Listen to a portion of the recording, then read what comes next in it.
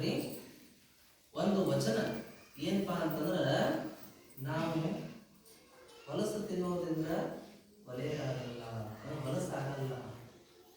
ನಾವು ಯಾವುದನ್ನು ತಿನ್ನೋದ್ರಿಂದ ಹೊಲಸಾಗ್ತೀವಿ ಅಂತಂದ್ರೆ ಕೆಟ್ಟ ವಿಚಾರಗಳನ್ನ, ಕೆಟ್ಟ ಚಾಡಿಗಳನ್ನ ಅಂಥೇಳಿ ಒಂದು ಸದ್ಗುರುದೇವನ ಅನುಶಾಸನ ಅಂತ ಒಂದು ವಚನವನ್ನ ನಿಮ್ಮ ಮುಂದೆ ಹೇಳಕ್ಕೆ ಎಲ್ಲಾರು ಕೈ ಕಟ್ಟಿ ಎಲ್ಲಾರು ಆನಂದ ಮಾಡಿ. ಬಾಯೊಳಗೆ ಹೋಗುವುದು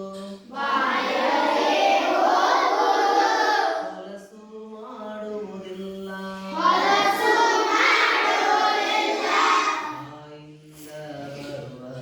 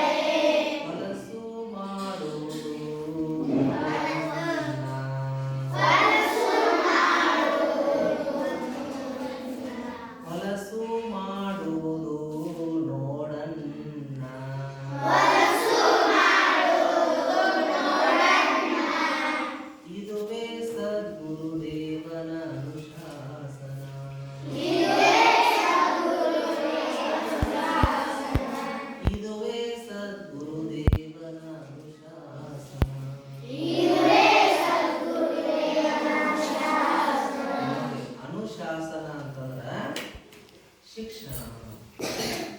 ಯಾರ ಶಿಕ್ಷಣ? ಸದ್ಗುರುದೇವನ ಶಿಕ್ಷಣ.